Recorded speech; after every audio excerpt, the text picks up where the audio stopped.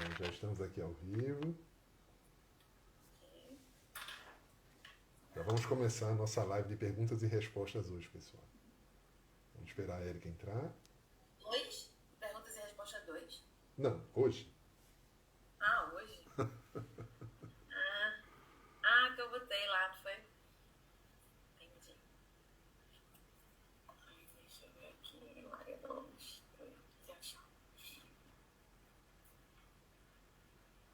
Boa tarde, já vamos começar a nossa live, pessoal. A Érica já está entrando, a gente vai começar, tá certo? Alô, oi Márcio, oi Marília, já vamos começar, já. Deixa eu colocar o vivo também aqui no Instagram.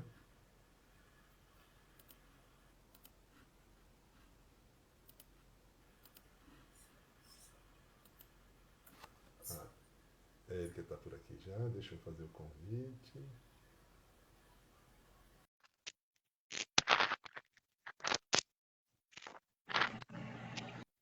Olá! Pronto, vamos desligar o alto-falante do notebook, né?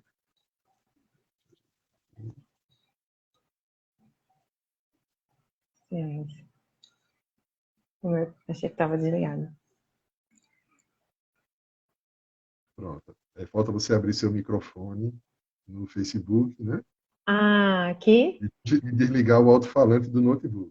Não está desligado, não? O meu alto-falante está no silencioso. Pronto, então tá ok. Tá, né? Tá. Então, entrou um bocado de gente aí. Gil, Joana.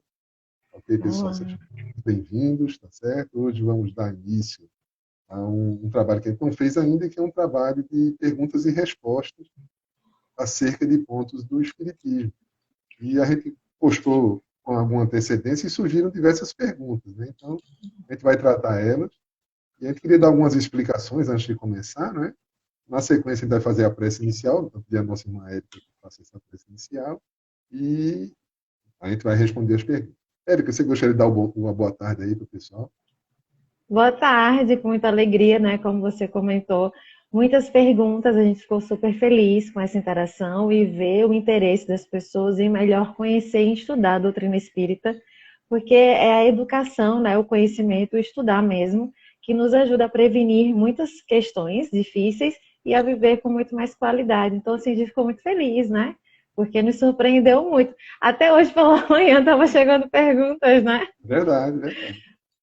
Então, que Pronto, aí. felicidade estar com vocês nessa proposta que surgiu aí de a gente fazer de vez em quando, né? Muito feliz em estar e como você vai adiantar também, a gente não tem a pretensão aí de dar conta, de responder tudo, a gente vai humildemente estudar junto, né? Compartilhar conhecimento e receber do pessoal que está aí com a gente. Porque pelo nível das perguntas, a gente viu que o pessoal tem um nível de conhecimento bem interessante também. Então, muito boa tarde, vamos começar esse domingo com muita alegria. Ok, então boa tarde a todos que entraram aí. Gil já deu o seu boa tarde, Jailza também, sejam todos muito bem-vindos. Tá? Olha, então é o seguinte, Érica adiantou com muita clareza que realmente é isso. A gente vai dar respostas às perguntas, mas sem a pretensão de esgotar o assunto, certo? Vamos dar o nosso olhar sobre o tema, com base na doutrina espírita, obviamente, e a gente fica aberto, vocês podem também opinar, e se tiver algum tema que seja muito complexo e não satisfaça quem fez a pergunta, depois a gente aprofunda mais, a gente chama outras pessoas, a gente vai aprendendo junto, tá certo? Uma outra questão que a gente gostaria de explicar é que tem um rol relativamente grande de perguntas, talvez não dê para responder todas, tá certo? Mas não se preocupe, o que ficar sem a resposta agora, no outro momento, a gente vai encontrar uma forma de responder. E outra, a gente vai priorizar as que vieram pela internet, né, pelas redes sociais, e as que forem surgindo aqui durante a nossa live. A do pessoal da casa, que foram muitos também, né? Essa a gente faz depois, porque se tiver algum não der para responder, a gente pode tratar aqui entre nós e em outro momento aqui durante uma live, tá bom? Então são esses os recados que a gente gostaria de dar. Então, para a gente não perder muito tempo, né? Então vamos fazer a nossa prece e na sequência a gente começa com as perguntas e com as respostas. Então, eu pedi a nossa irmã Érica que faça a prece inicial. Vamos nós. Senhor Jesus, Mestre amado, agradecemos a oportunidade de poder servir à luz do Teu Evangelho diante das nossas limitações. Sabemos do amparo e da sustentação da espiritualidade amiga. que já vem nos preparando o nosso coração, o nosso entendimento para maior compreensão e esclarecimento. A todos os irmãos que neste momento estão conectados conosco, que recebam as vibrações do próprio Mestre Jesus em nossos corações, a nos amparar, a nos assistir nas nossas necessidades, e pedimos, Senhor, humildemente, a inspiração para que Alain e eu possamos não incorrer em equívocos e contribuir da melhor maneira possível. Que tenhamos um ótimo momento de perguntas e respostas, com a participação de todos, e que seja possível, dentro da humildade, a possibilidade dos esclarecimentos. Nos ampara, nos inspira a todos nós nesse momento e todos aqueles irmãos necessitados, pois sabemos que és o mentor espiritual do orbe e estás a iluminar todos nós. Muita paz, que assim seja. Assim seja. Graças a Deus. Ok, meus irmãos, então vamos dar início ao nosso trabalho. Eu fiquei aqui com a primeira pergunta, tá certo? Que foi da Rafa Bela Campos. Ela fez essa pergunta aqui pelo Instagram. Ela perguntou o seguinte: a oração pode mudar alguma coisa que está destinada, como, por exemplo, a morte, né? Essa pergunta dela. E, assim, é interessante, a gente até deu uma prévia no próprio Instagram para mostrar que que Deus, na verdade, ele não vai ficar atendendo à nossa vontade, assim, ao nosso bel prazer, né? Não vai mudar a ordem das coisas para poder atender a todos os nossos pedidos. Mas, isso com base na questão 663 do Livro dos Espíritos, e Kardec tinha feito uma pergunta muito semelhante. Eu vou até dizer qual é a pergunta, que é a seguinte: olha, as preces que fazemos por nós mesmos podem alterar o curso das nossas provas? Então, os Espíritos respondem que a ação de Deus, justamente, ela não vai ficar mudando o tempo todo a ordem das coisas para atender à vontade de cada um de nós. Mas, se o pedido for justo, se ele se encaixar na ordem natural das coisas e for benéfico para a evolução do planeta e das pessoas, nos dizem os Espíritos que, mais vezes do que nós imaginamos, esses pedidos são aceitos. Isso é muito interessante. Então, isso para todo e qualquer pedido, né? Se ele for justo, mesmo que pareça uma mudança assim muito grande, que Deus mudou a ordem das coisas, mas não foi isso que ele fez. Ele vai atender dentro da ordem, dentro das leis que ele mesmo criou, mas ajustando para poder atender aos pedidos justos.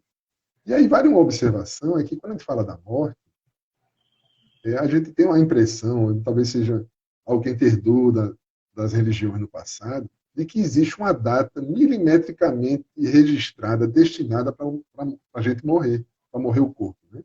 Mas não é bem assim que funciona.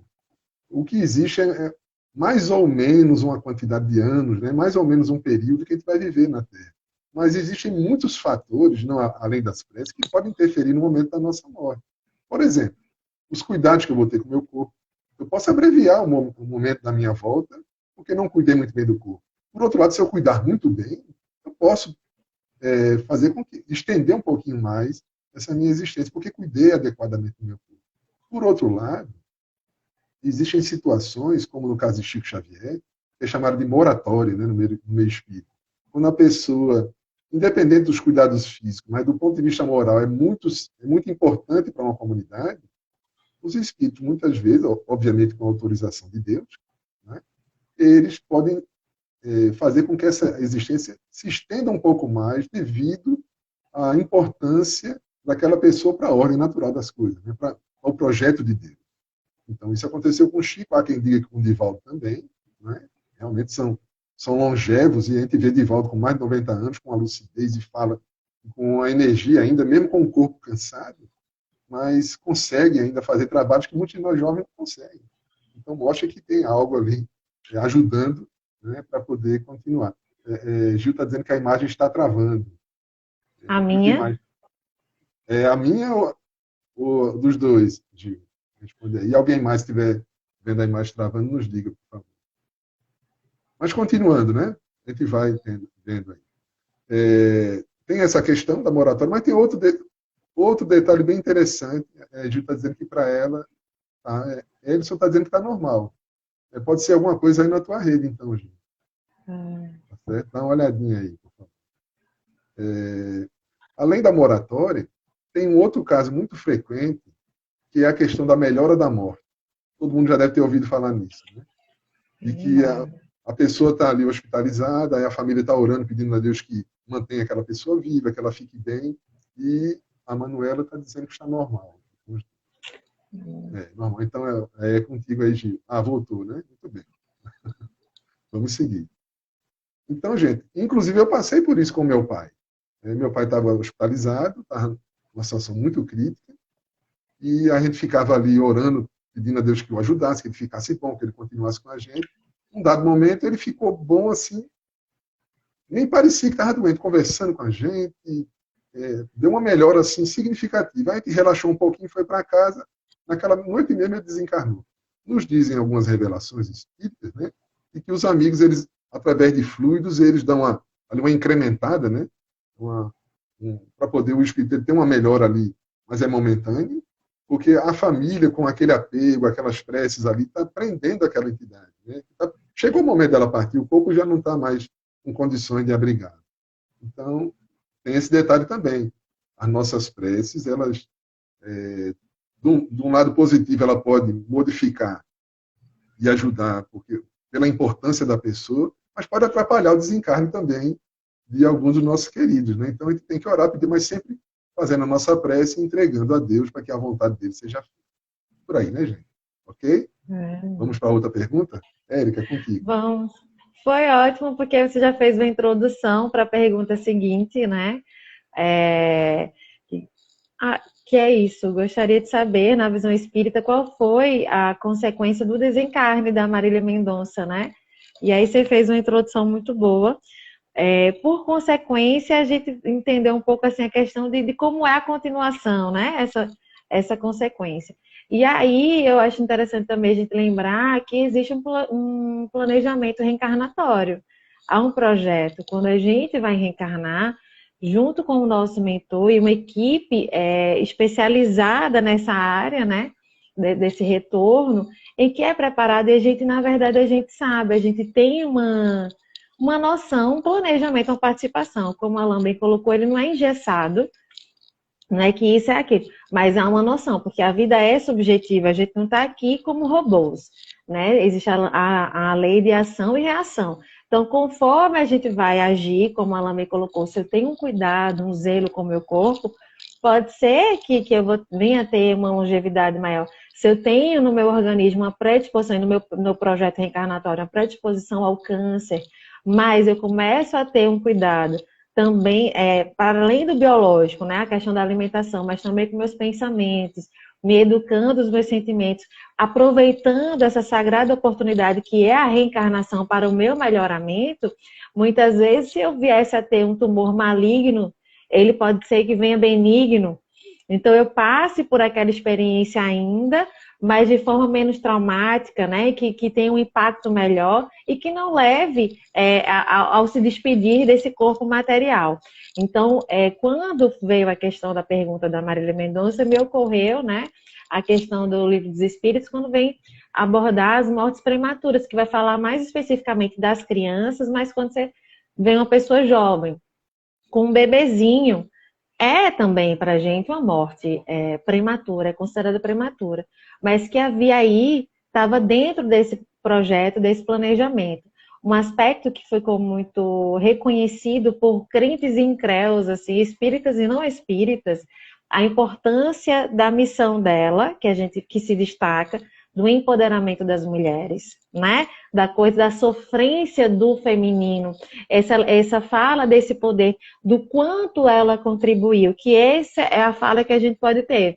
Não convivemos com ela, né? A gente não tem essa relação e seria um lugar de julgamento se a gente trouxesse, que a gente pode, daqui de fora, como espectador do talento dela, era ver a pessoa carismática, essa pessoa tão, tão querida, tão boa amiga. Então, a gente entende, para a gente que está aqui na matéria, foi muito precoce para esse filho, para essa família mais ainda, mas que, na verdade, talvez proporcionalmente precoce também, ela começou, né, a vida, a carreira e tudo mais, talvez uma recompensa. E quando a gente pensa também nos desencarnes, eu me lembro de livros antigos, eu não vou me recordar agora o nome, em que as pessoas falavam, poxa, mas o meu filho tem acabado de se formar em medicina, né, que é um dos cursos do sonho, de maior, e desencarnou no dia da formatura e aquela angústia. Em alguns casos, claro, eu estou trazendo uma pluralidade, né, a partir dessa da pergunta da Marília, a gente está levando para outros, não quer dizer que era o caso dela, a gente não faz ideia. Mas assim, aí mostrou que era um caso de uma pessoa que no futuro, pelo caminhar que estava, os pais não sabiam, às vezes para aguentar aqueles plantões, estava fazendo uso de medicação, ia desenvolver uma dependência química muito grande. Então, para que não lesionasse o seu perispírito, o corpo, e nem trouxesse tamanho sofrimento para aquela família, ele desencarna ali, sabe? Naquele fechamento do ciclo. Bonito, ótimo, porque a família não merecia passar por aquele sofrimento e ele próprio foi preservado também daquela dor. Então, é uma pluralidade de possibilidades que a gente não sabe. É algo que eu vi que achei belíssimo, que em poucos dias do desencarne dela já foi publicado aí pelo pai do filho dela e pela mãe que aguarda será compartilhada. E de que forma? Porque assim, ela era de igreja, de congregação chamada evangélica, né? Embora sejamos também evangélicos, mas popularmente é considerado evangélico, outras igrejas, enfim. E que diz assim, a Marília vai poder descansar em paz, porque não vamos brigar, tá tudo bem. Veja, eles não acreditam na continuação do espírito, né? A maioria vieste do pó e ao pó retornarás, mas tiveram essa sensibilidade e esse entendimento, não sei se inconsciente, ela não vai precisar se preocupar, ela pode descansar em paz. Então, a consequência do desencarne de alguém é muito importante a gente lembrar a nossa postura aqui. Então, eles tiveram cuidado com o estado de paz dela. A gente também trabalhar no nosso egoísmo. A gente sente uma dor muito grande dessa partida, de pessoas que amamos, mas também termos esse cuidado de buscar fazer, dentro das nossas possibilidades, o nosso melhor para que quem partiu faça essa transição de maneira mais leve. E aí teve um textinho do Dr. Alberto Almeida, né, que fez, e aí ele falando de que no caso da militância de pessoas públicas como ela, também recebe lá, a consequência do desencarne dela, o amor, né? Quantas preces, e ela alterou esse desencarne, embora tenha trazido tanta tristeza, alterou a vibração do planeta aqui, começando pelo Brasil. Porque quantas pessoas iluminando e elevando sua vibração mental em prece e emanando boas vibrações. Vários shows lotados, em que normalmente quando o artista para a música para falar, o pessoal reclama, não gosta muito de ouvir, as pessoas parando para homenagear e elevar o coração. Então, num momento como esse, em shows em que tem muita bebida, muitos excessos, a prece estava reinando. Então, tem tantas consequências.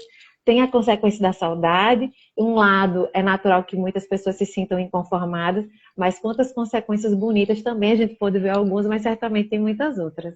Alan, tem alguma coisa aí para acrescentar? Eu concordo. O que me ocorreu. Foi ótimo.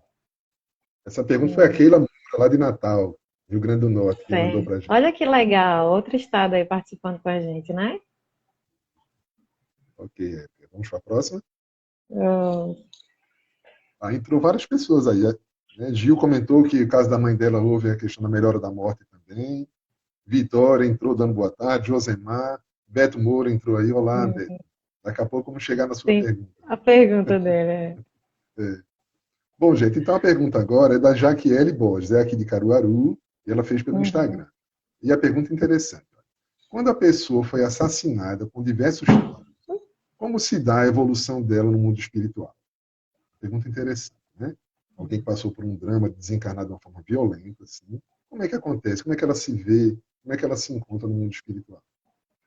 Bom, então, a gente tem que buscar aí o que Kardec nos traz na codificação a respeito dos momentos após a morte. Então, todos nós, quando desencarnamos, passamos por um período de perturbação. Isso foi identificado nas pesquisas de Kardec. Conversando com os espíritos, ele percebeu. Sim, Vitória está dizendo que mandou pergunta também. Vai chegar, daqui a pouco chega a sua.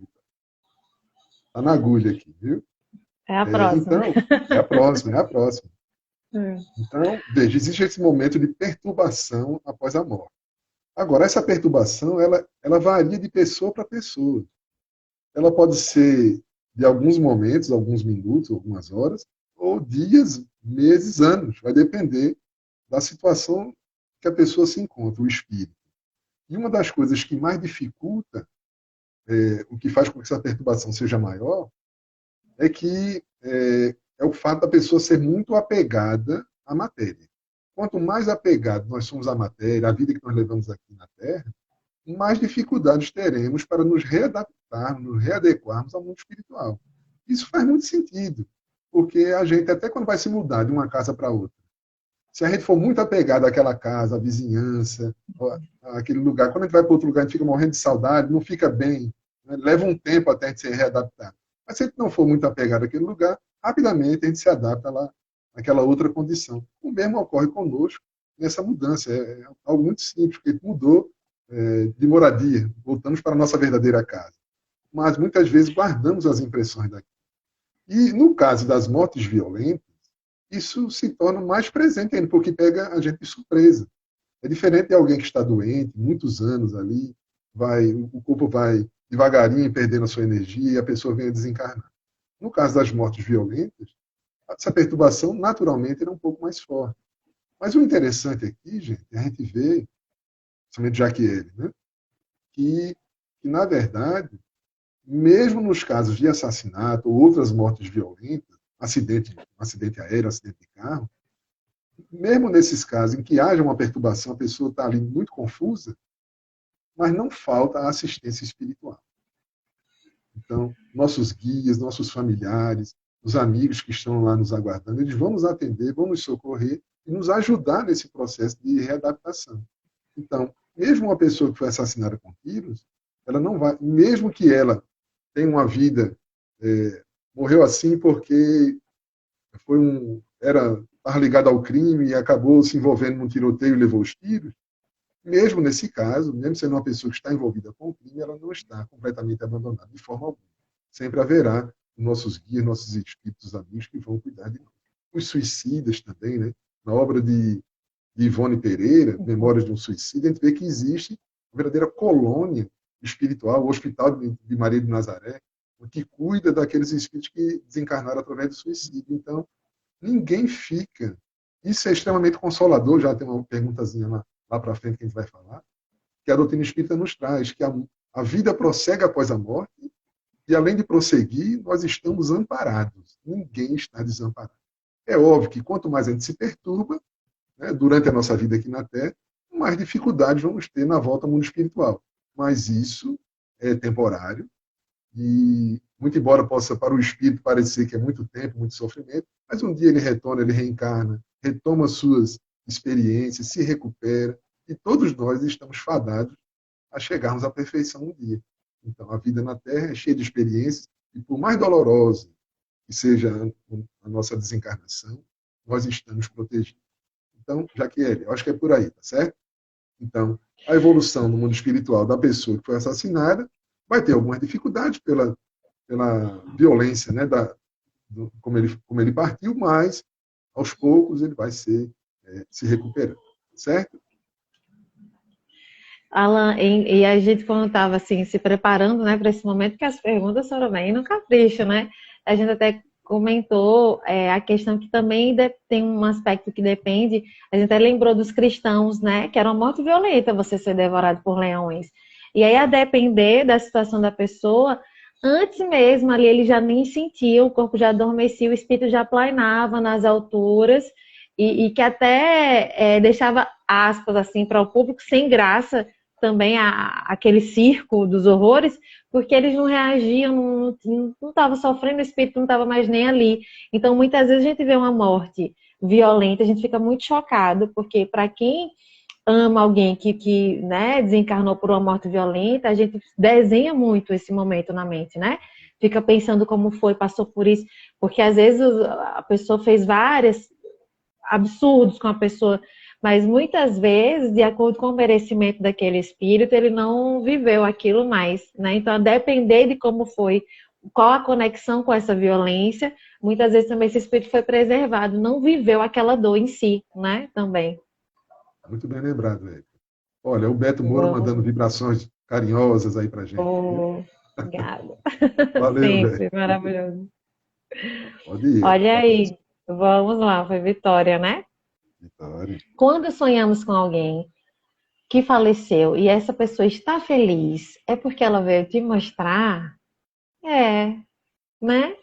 O Espiritismo é uma doutrina consoladora. E Chico Xavier dizia, né? A saudade é uma dor que fere nos dois mundos. É por saudade, é por amor.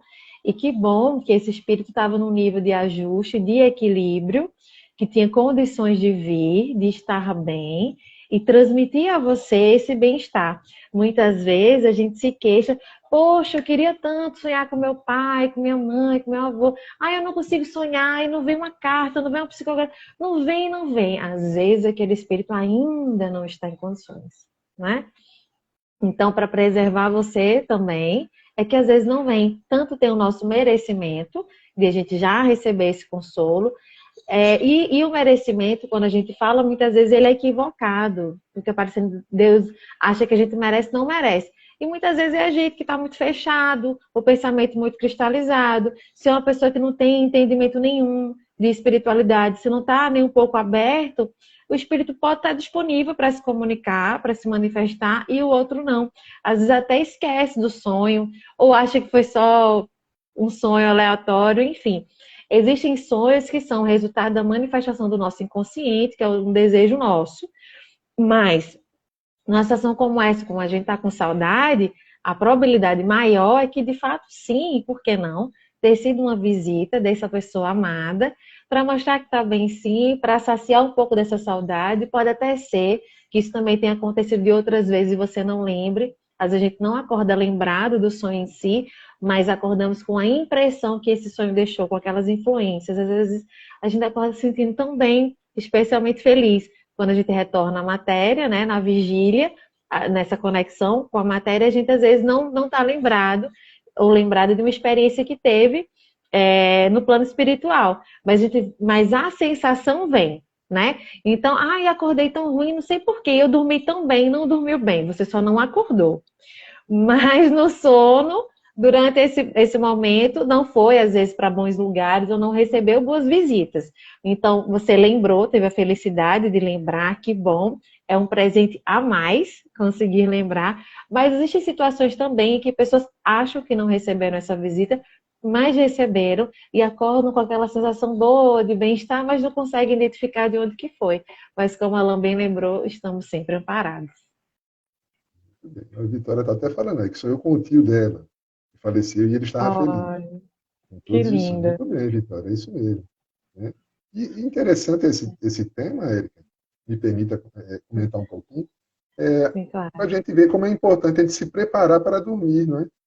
A gente ter o cuidado de fazer uma prece antes de dormir, a gente ficar numa condição mais receptiva, para poder a gente Exato. ter aquele sonho mais vívido e acordar lembrando mais daquilo que se passou, porque os encontros são muito comuns, mais do que a gente imagina. Né?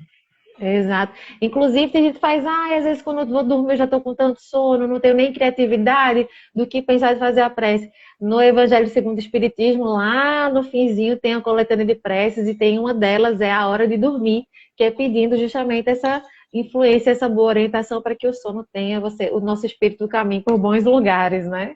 Isso, exatamente. Olha, tivemos alguns comentários aqui, tá certo? Nosso irmão Wilton aí, obrigado, Wilton. Estamos todos com Ai, Jesus, né? Aprendendo com ele, né? E a caminho dele. Manu manda um abraço aí. Abraço, Manu. Obrigado pelo carinho. Vitória também está agradecendo. Nós agradecemos também sua participação com a gente, viu, Vitória? Tá certo? Manu é aquela amiga que foi lá na palestra presencial. Né? Certo. Falei Pronto, para olha, ela do convite. tá. E tem até um comentário. É o que me consola, quer ler aí, Érica, por favor. Tá conseguindo ver? Deixa eu mudar aqui. Oi, cadê? O que me consola. Cadê? Ai, que bom. Depois da parte dele é saber que expressei meus sentimentos em vida, isso me tornou forte para aceitar a partida dele. Isso é muito bom para muita gente, mas sendo a doutrina espírita, né? Espírita, espiritualista, então a gente entende que quem não teve essa oportunidade de fazer isso em vida, existem pessoas martirizadas porque poxa, meu pai morreu, e eu estou usando a expressão da pessoa, e eu estava brigado com ele, e se martiriza nisso a vida toda.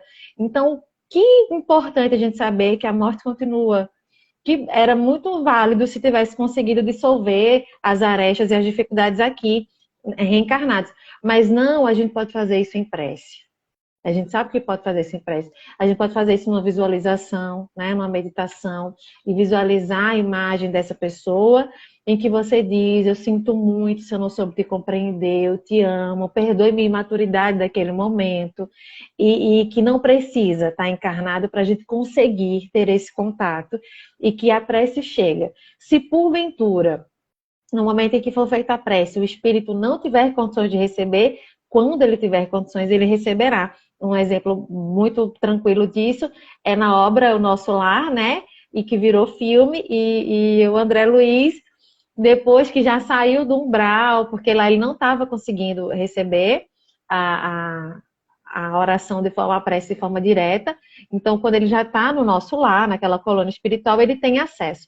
Mas também é importante a gente pensar o seguinte: poxa, então a prece que foi feita naquele momento não serviu de nada? Serviu, ele só não teve consciência, entendimento, mas chega para ele como refrigério na alma. Então, espíritos que estão neste momento no Vale dos Suicidas ou em zonas umbralinas, se porventura ele não tiver no nível de entendimento ali, porque pode ser que mesmo no umbral ele tenha entendimento, tá? Ele esteja nesse nível, existem níveis de umbral. Então, mas pode ser que seja como no sonho. Chega aquelas impressões boas, eu não sei de onde veio nem como, mas de repente aquele meu desconforto gera um alívio. Não é isso, Alan? É isso. Tá ok aí. Ok. Vamos lá. Podemos ir para a próxima, então? Vitória, obrigado por sua Podemos. pergunta. Viu? Obrigada. Olha só. A pergunta agora é da Jaquiele, também aqui de Caruaru. Ela perguntou assim: olha, existe alguma mensagem espiritual quando vemos as mesmas horas diversas vezes? Sempre vejo 11 horas e 11 minutos, 23 horas e 23 minutos. Não ficou, vamos tentar responder aqui, tá certo? Mas não ficou muito claro como é que ela vê, se ela vê em sonho, ou se é durante o dia, se ela tem alguma visão, uma visão espiritual, ou se ela vai vendo esses números na vida, né? Em painéis, em relógios, em coisas desse tipo. Seja como for, a gente sabe que, de fato, muitas vezes os espíritos se comunicam conosco através de alguns símbolos. Acontece realmente. Só que esses símbolos, assim, por exemplo, uma pessoa que sonha com uma flor, acontece, às vezes, o espírito está querendo... uma flor, por exemplo, que está assim, muito viçosa e, de repente, as pétalas caem. Então, a pessoa tem um sonho assim e... Como interpretar um sonho desse? A Érica, que é psicanalista, vai ajudar bastante nisso, mas a gente sabe o seguinte, que esse símbolo, muitas vezes, o espírito está querendo passar uma mensagem ou diz alguma coisa para a gente, e a gente, quando acorda, a gente não lembra do que foi verbalizado, do que foi dito, mas a gente fica com aquele símbolo que representa alguma coisa para nós. Então, essa rosa que perde sua aspecto pode ter um significado para mim, que pode ser muito diferente do significado que tenha para a Érica, por exemplo. Então, isso depende da subjetividade de cada um, de como a pessoa enxerga a vida, né? Que significado aquele símbolo tem para si. Então, esses números, veja, do jeito que está colocado, não dá para a gente dizer se é uma mensagem espiritual ou não. Tá certo? Há pessoas que, quando sonham com o número, correm logo para jogar no bicho, né? Conheço muitas pessoas. Verdade seja dita. Verdade seja dita. Sonha com a placa de um carro, corre logo para jogar no bicho, e alguns até ganham. A maioria perde, né? A maioria das vezes não funciona. Mas, assim, pode ser alguma mensagem, mas pode ser também alguns automatismos que nós trazemos na nossa mente do passado, alguns números que nos marcaram anteriormente, que a gente fica revendo eles. Não necessariamente é uma mensagem espiritual. Em um caso como esse, a gente tem que analisar com mais calma, observar, tá certo? Então, já que você que está frequentando, que apareceu em nossa casa, no Maria Dolores, a gente pode conversar um pouquinho melhor sobre isso depois. Mas, a princípio, não tem como a gente afirmar se é uma mensagem ou não, tá certo? Valeu. E aí a pergunta do nosso querido Beto, né, que também está aí, perguntando quando que o Espiritismo tocou os nossos corações. Então, a minha experiência do Espiritismo em si, né, porque espíritos eu já via à vontade desde antes, não por vontade consciente da minha criança, mas no projeto reencarnatório disse ok, né?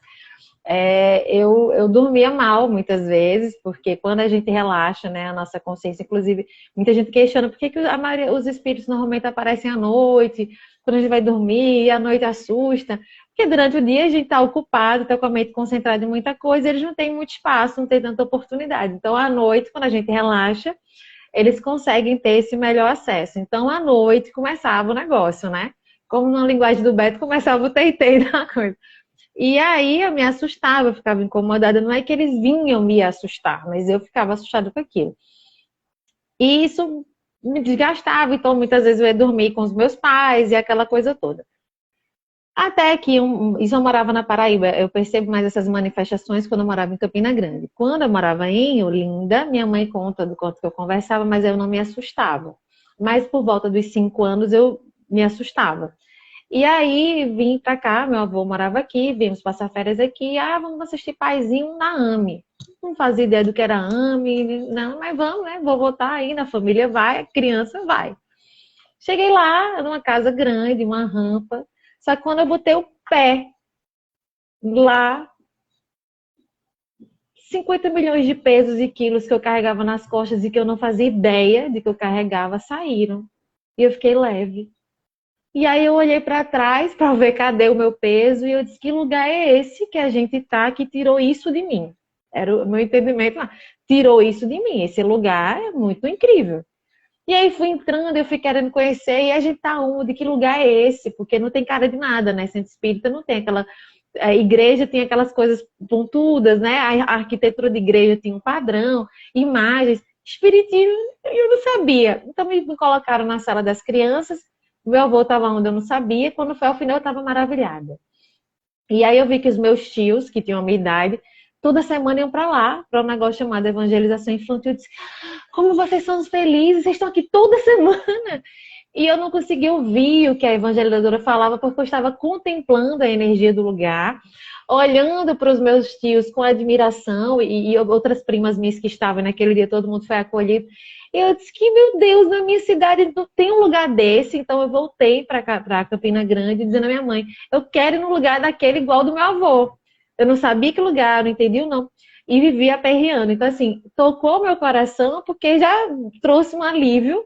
E eu senti que era um acolhimento, um abraço na minha alma. E eu fazia, poxa, eu sabia que à noite eu sofria, mas eu não sabia que mesmo durante o dia estava pesado. E estava. Eu só entendi quando o alívio chegou. Então, eu só fiz entrar na casa espírita e tive toda essa sensação. Aí não tem como não tocar o coração, a alma, o pensamento. E desde então o espiritismo se tornou sentido na minha vida. E eu aperreava muito a minha mãe no bom sentido, porque eu queria ir para aquele lugar que meu avô vai, que aquele lugar é bom, que faz bem para o coração da gente. Beto, no meu caso, veja a importância dos vovôs, né? Porque, no meu caso, assim, meus pais não eram espíritas, mas eram simpatizantes. Mas meu avô era espírita. Só que a gente morava muito distante, né? Mas, assim, a gente sempre recebia alguns livros em casa, que justamente meu avô mandava para minha mãe, e eu ia tendo acesso à leitura, eu gostava de ler. E eu tive alguns problemas de saúde na infância, e me deixaram, assim, um bom tempo de molho dentro de casa. Eu não podia sair muito, então aquilo favoreceu fazer aquelas leituras. Então, uma leitura que eu fiz, muito, muito novinho ainda, mas já com algum entendimento, com uns 11 anos mais ou menos, eu li Paulo Estevam. E aquele livro marcou minha vida. Né? E eu estava num momento muito delicado, problema de saúde, com muitas dúvidas, e aquele livro realmente foi marcante para mim.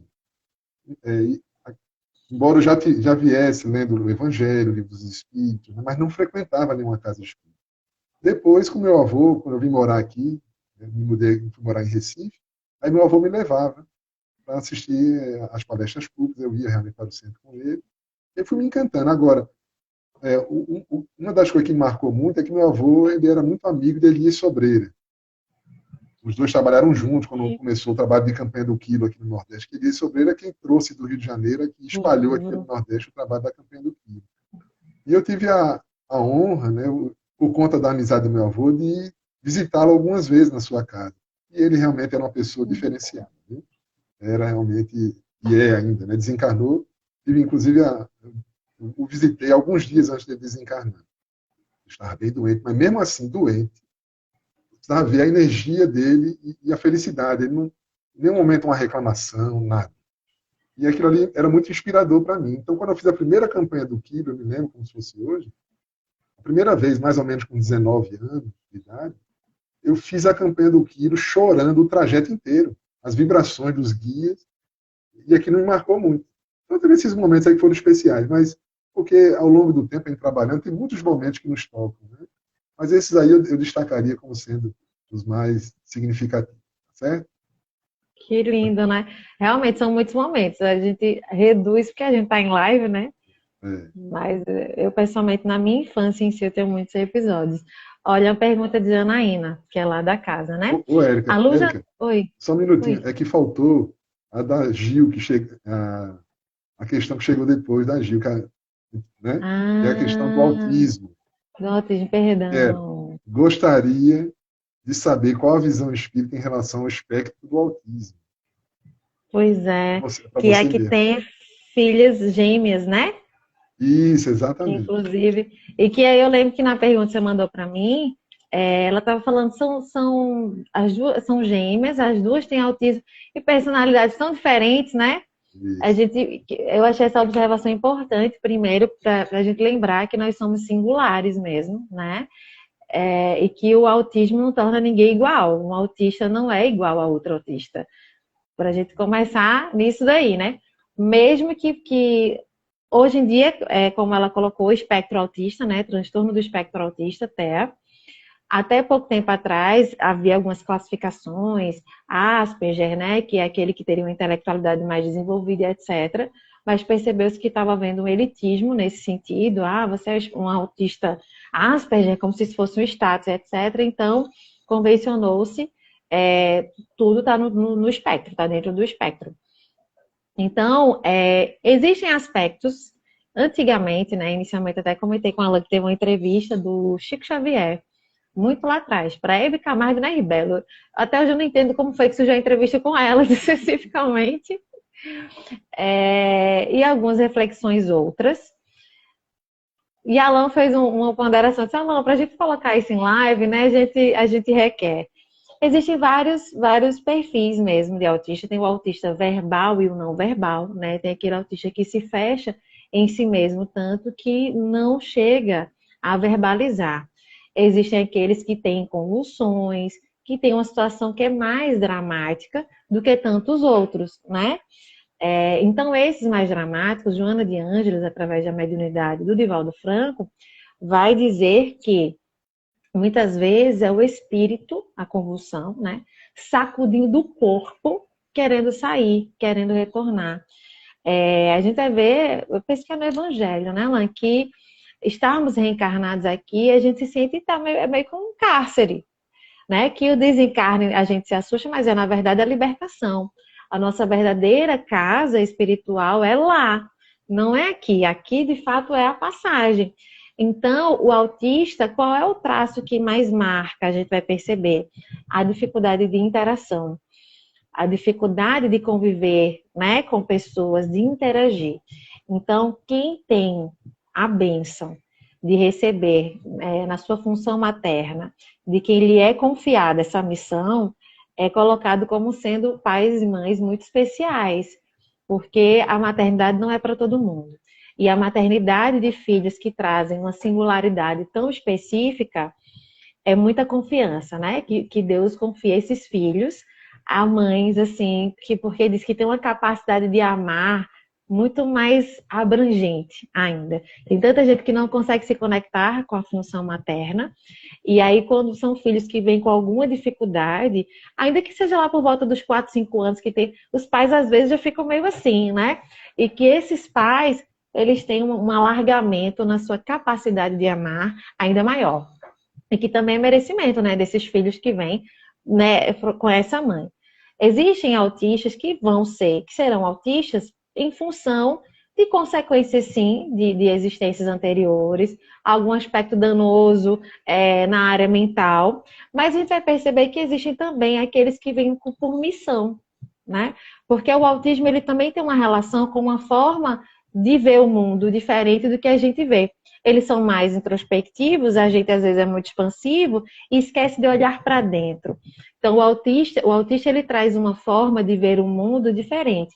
Você conversar com qualquer pai ou mãe de autista que é envolvido nesse universo de fato, que está ali dividindo isso com esse filho, vai trazer experiências de aprendizado, de uma sensibilidade maior e melhor muito grande.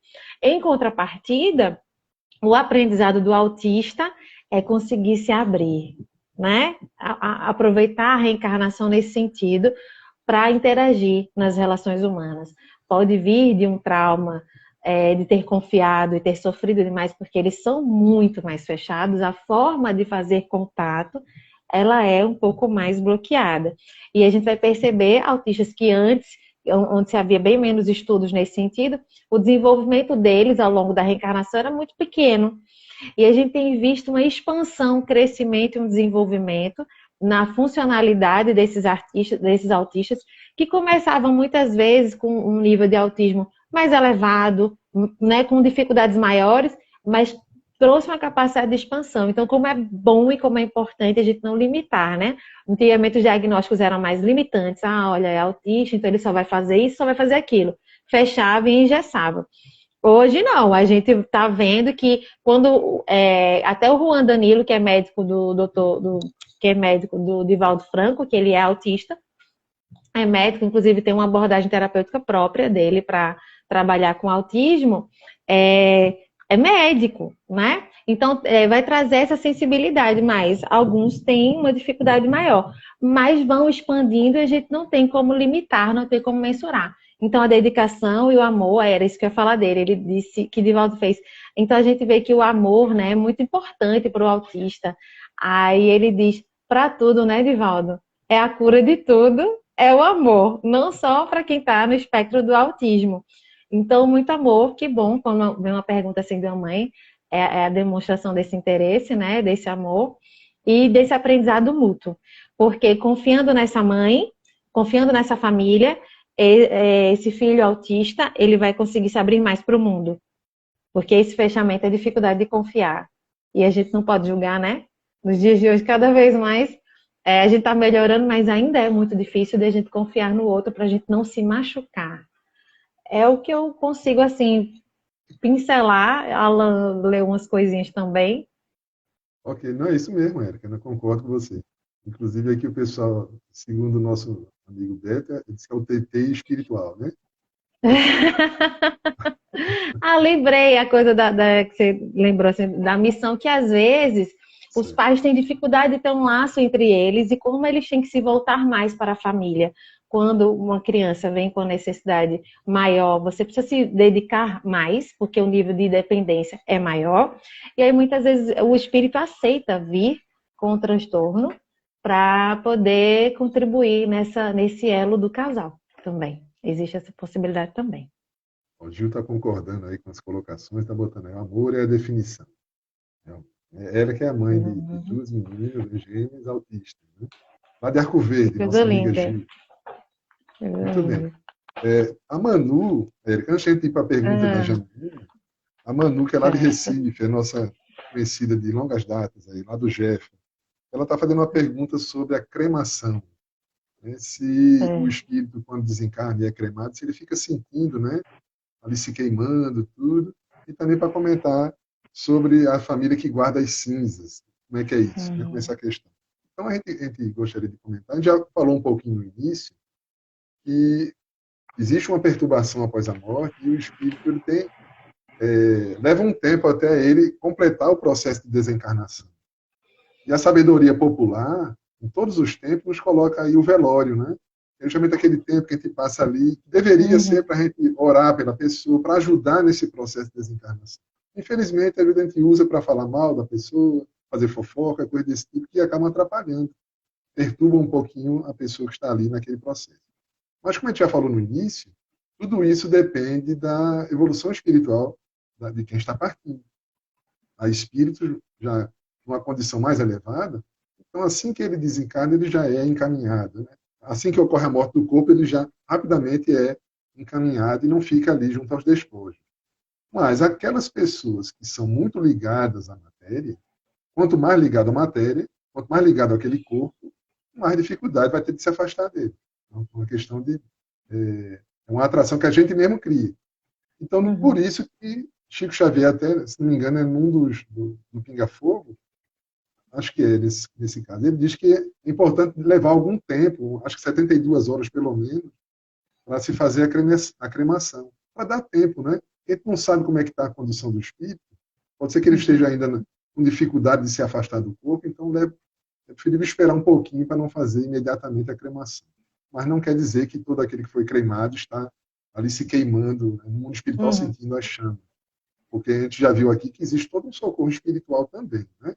De acordo com o nosso merecimento, mesmo que ele não seja muito evoluído, mas a gente tem aqueles que querem bem a gente e vão nos ajudar.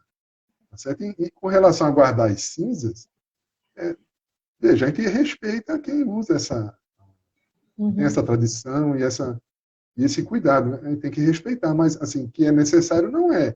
Do mesmo jeito que o túmulo, né?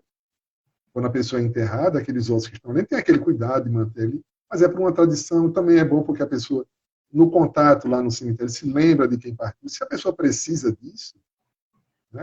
Tivemos agora recentemente de finados, se a pessoa ainda precisa disso, tudo bem. Para nós espíritos já não tem tanta importância, né? Não faz muito sentido a gente ficar ali, indo para o cemitério para poder...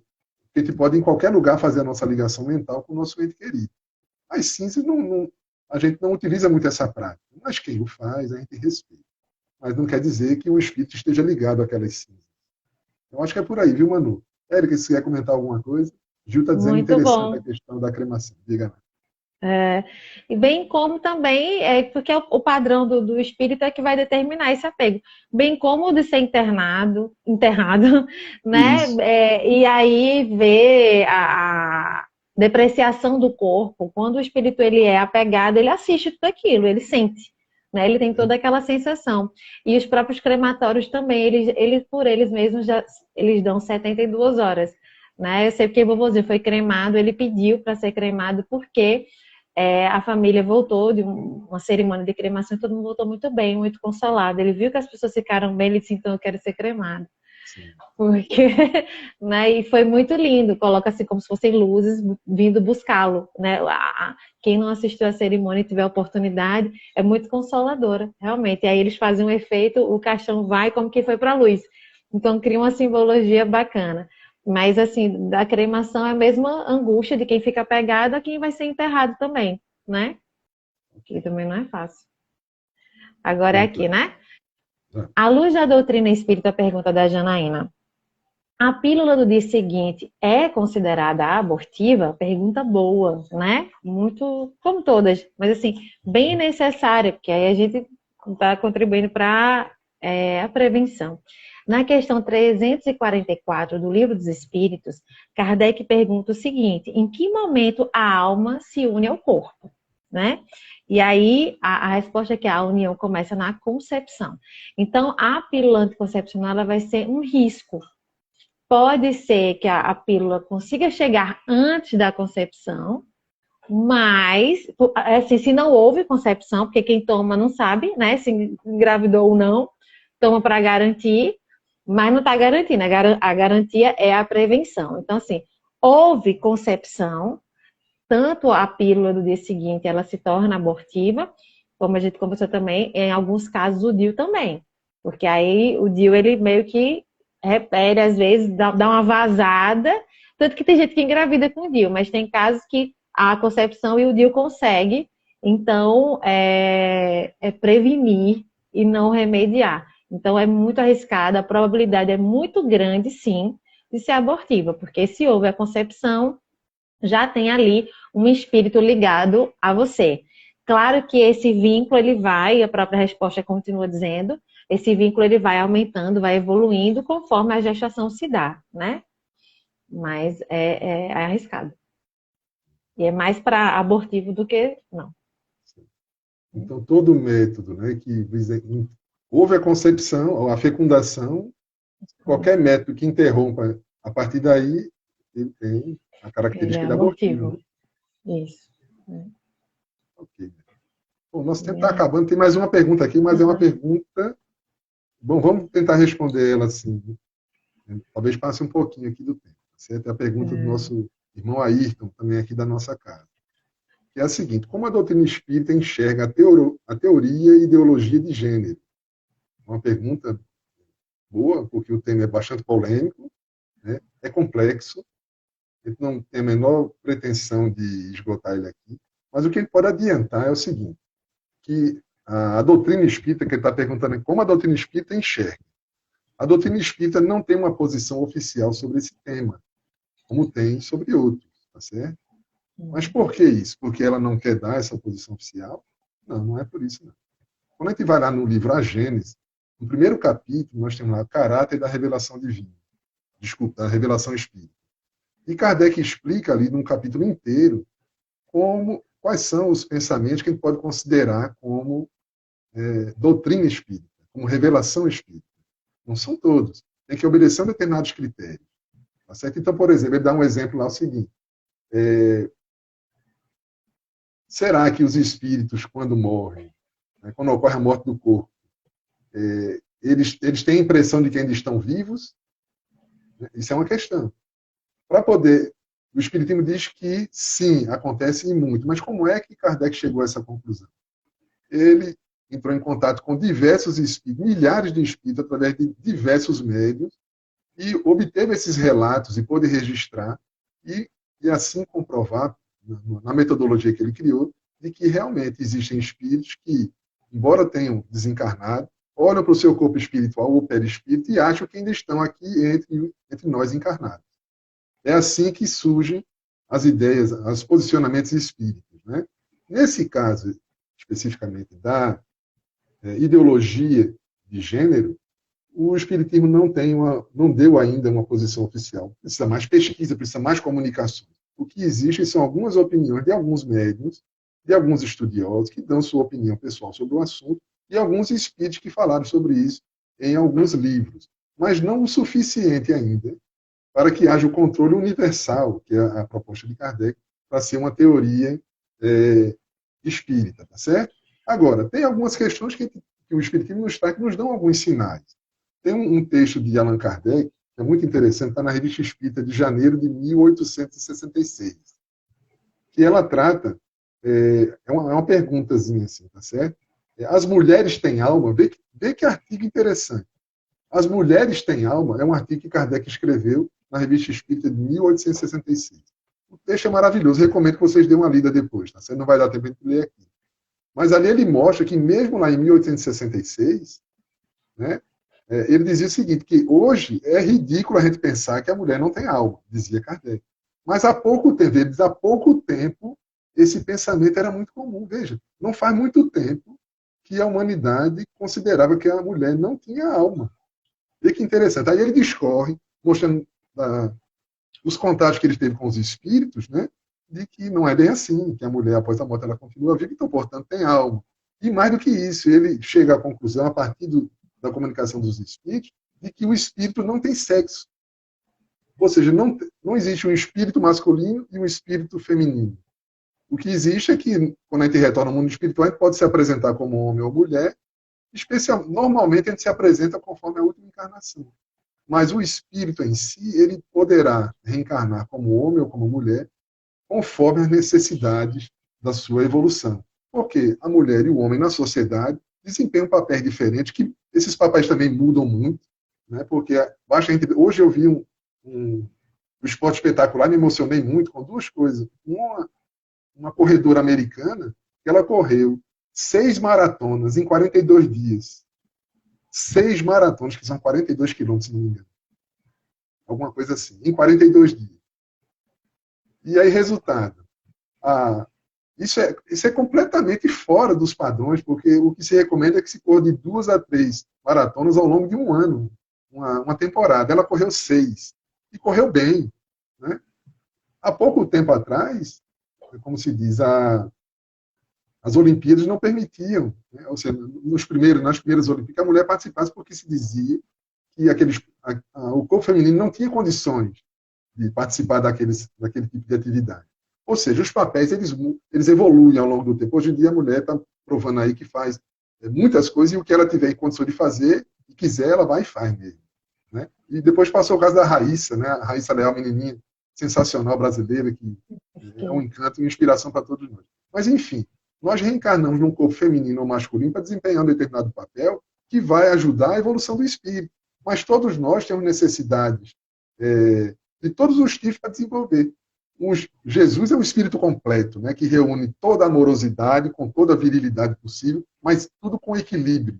É aquele espírito que já envergou, já passou por todas as experiências. Um dia nós seremos assim. Mas Kardec argumenta que há casos onde o espírito, quando ele vivenciou por muito tempo uma determinada polaridade, ou seja, como homem, por exemplo, quando ocorrer a inversão, que ele reencarnar num corpo feminino, pode acontecer, não quer dizer que é obrigado, não, gente. Mas pode acontecer, segundo os espíritos demonstraram, que haja um conflito daquele espírito naquele corpo. Ele não se aceita porque ele se vê, por exemplo, como uma mulher, aliás, como um homem num corpo feminino, e vice-versa. E esse conflito é o que é tratado nessa ideologia de gênero. Mas o que acontece? Esse tema é polêmico, porque muita gente, o Beto está dando parabéns à mulherada pelas conquistas, realmente, né? É preciso melhorar muito ainda, né? Tem muito a melhorar ainda, mas já não se pode negar que houve conquista, houve progresso. E o Espiritismo contribuiu, como sendo uma das doutrinas que colocaram o homem e a mulher na condição de igualdade perante Deus e com plenas capacidades de realização, né? E imagina, para muita mulher e para muito homem, é difícil imaginar que poderá reencarnar no outro sexo. Mas é bom isso, porque a gente vai perdendo esses preconceitos, né? O Espiritismo nos iguala, nos coloca numa condição de espíritos, de irmão. Enfim. Mas então, essa ideologia, alguns dizem que é uma ideologia de gênero, outros dizem que não existe ideologia, outros dizem que existe são estudos de gênero, identidade de gênero, de orientação sexual, enfim.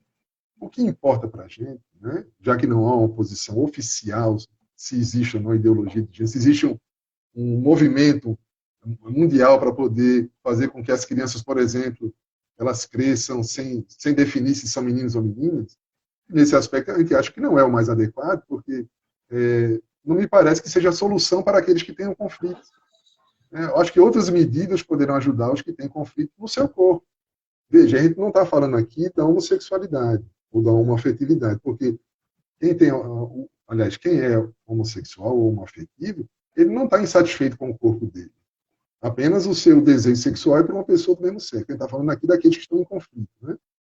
Então, não me parece, nesse caso, que fazer um trabalho nesse sentido para as crianças só definirem se são meninos ou meninas depois que crescerem, que vai surtir efeito para ajudar os que estão em conflito e pode até gerar conflito para quem não tem ainda. Então, nesse sentido, é uma opinião pessoal, não é opinião oficial do Espiritismo. E alguns outros palestrantes também colocam essa condição. Mas o que ressalta aqui é que a gente tem que ter respeito uns pelos outros, com as opiniões, porque são hipóteses que são colocadas, que a gente deve analisar à luz da doutrina espírita e esperar que o tempo vá nos trazendo essas respostas de uma forma mais elucidativa. Por enquanto, não está fechado o tempo. Algumas coisas vai pelo bom senso, né? Agora, a gente tem que respeitar, porque Kardec mesmo afirma que esses que têm esses conflitos, na verdade, apresentam uma anomalia aparente. Uma anomalia aparente nesse texto sobre as mulheres.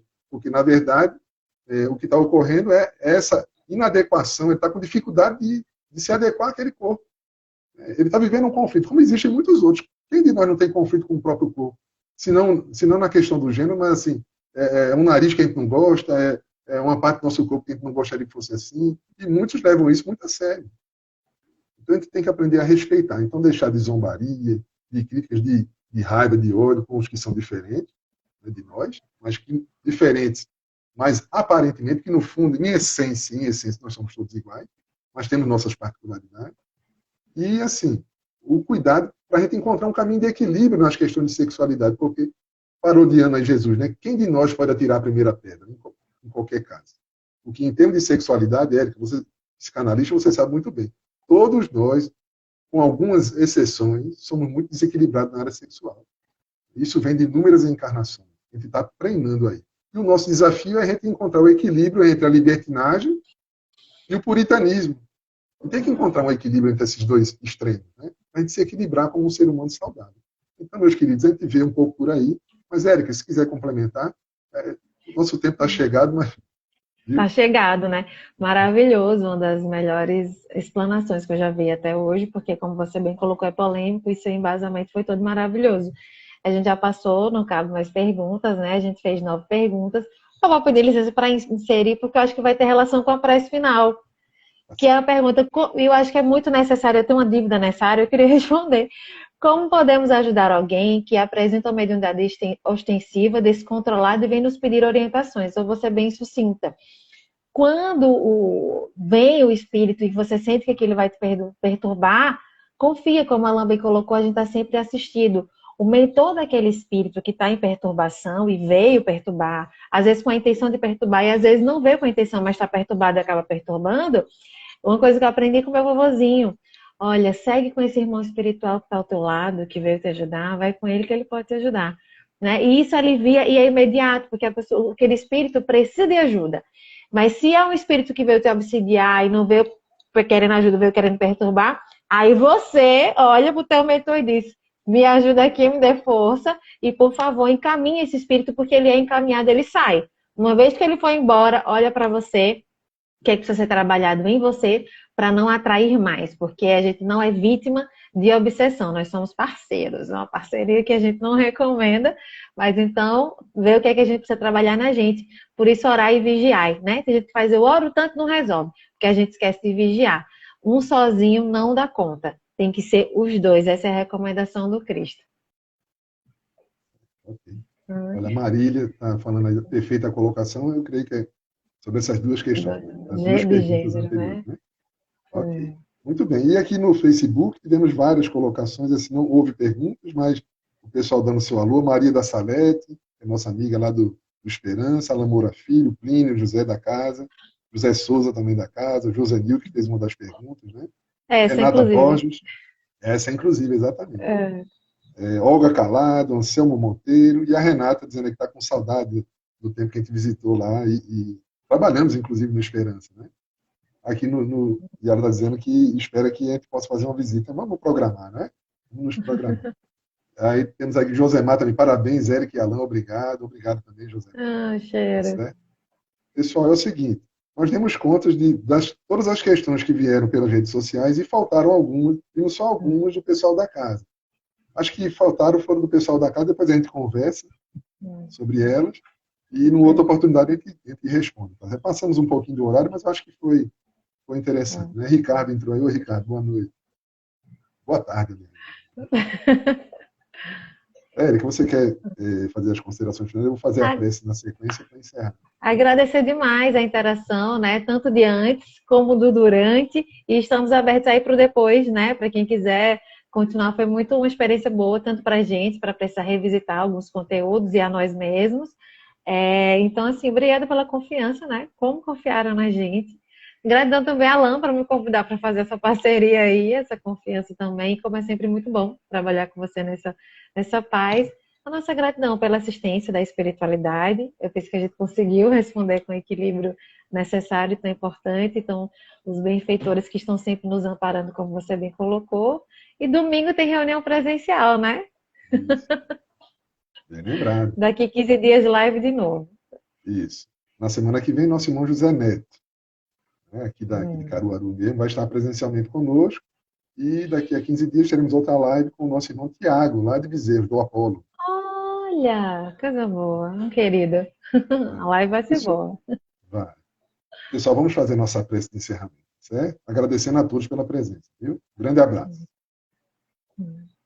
Senhor Jesus, querido amigo, obrigado pela oportunidade que tivemos de compartilhar um pouco de conhecimento, aprendendo uns com os outros. Nos ajuda sempre, Senhor, pois somos aprendizes. Favorece a humildade, Senhor, para que em momento algum a vaidade possa tomar pé em nossos pensamentos, em nossas ações. Ajude também a todos que estão sofrendo, passando por inúmeras dificuldades, que todos possam ser atendidos nesse momento de transição em que vivemos. Muito obrigado por tudo, Senhor, e que Tua paz nos envolva hoje e sempre. Assim seja. Assim seja. Um grande abraço, gente. Aquele Até a abraço. próxima, hein? Fiquem com Tchau, Deus. tchau.